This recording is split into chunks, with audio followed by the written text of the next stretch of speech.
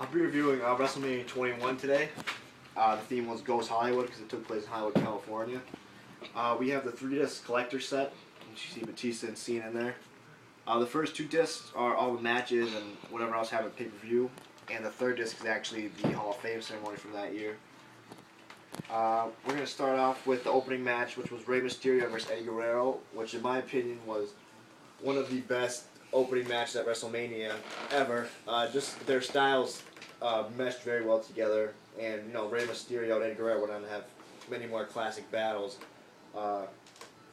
in the coming year after this pay-per-view was over. But this was a great way to kickstart it. They were actually the tag team champions going into that match, which Rey ended up winning that match. Next up is the first ever Money in the Bank ladder match, which featured pretty much all future Hall of Famers, and Chris Jericho, Benoit, Shelton Benjamin, Edge, Christian, and Kane, which back then it was only for the World Heavyweight Championship, not for any belt you want. Very, very entertaining match. In my opinion, the best Money in the Bank ladder match that they ever had, because it was so original, because it was the first one.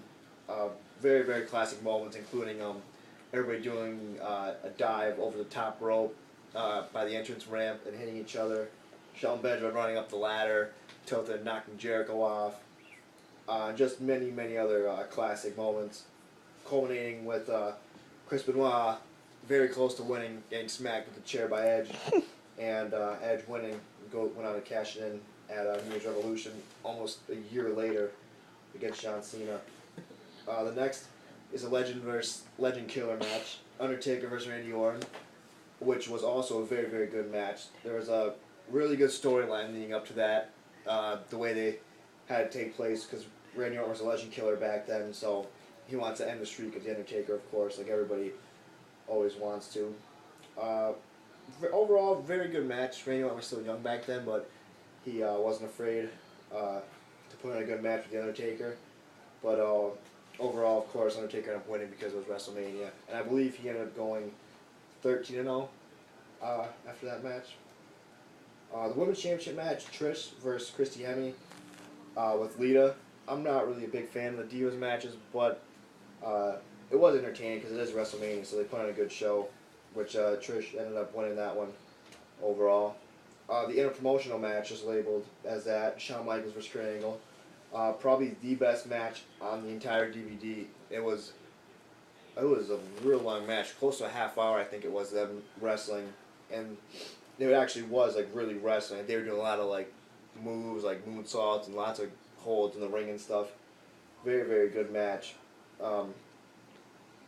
Kurt Angle got like Sweet Chin Music twice, and Shawn Michaels with the ankle lock for about 5 minutes before ending up tapping out to Kurt Angle. But very, very good match. Highly recommended. Then you have Piper's Pit with Stone Cold as a special guest. It was kind of weird. They didn't really know what they were talking about when they were in the ring. They were kind of just blabbering on about stupid stuff. And Carlito actually ended up coming out, and they beat the hell out of him. And then Stone Cold ended up stunning Piper and just drank all the beer like he does all the time. And that was that. The sumo match between Big Show and Iki Bono. Again, kind of a bust. Big Show just got destroyed by him, again, denying him his WrestleMania moment that he's never had.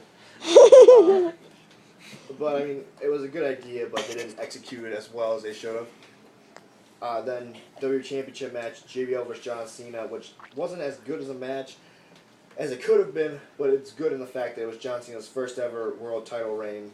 And, I mean, he was very, very young back then. His moves really were kind of stale because it was pretty much just you can't team in the FU besides just like knocking him down and stuff. JBL he had a title for about 9 months, I think. His reign came right there, but again a good promo leading up to it. John Cena coming close to winning the Rumble, but didn't, and ended up winning the No Way Out tournament for No One Contender, and it was a good match. Then the World Heavyweight Championship match was the main event, Triple H versus Batista.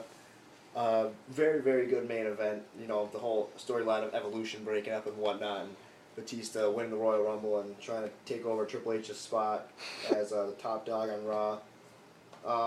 Like I said, very entertaining. 2 powerhouses going at it, which ultimately ended up with Batista winning. and getting the World Heavyweight Championship. So, like I said, very good match. It was good for him and John Cena. That's pretty much jump-started their careers, as I showed you before, them winning their first ever championships.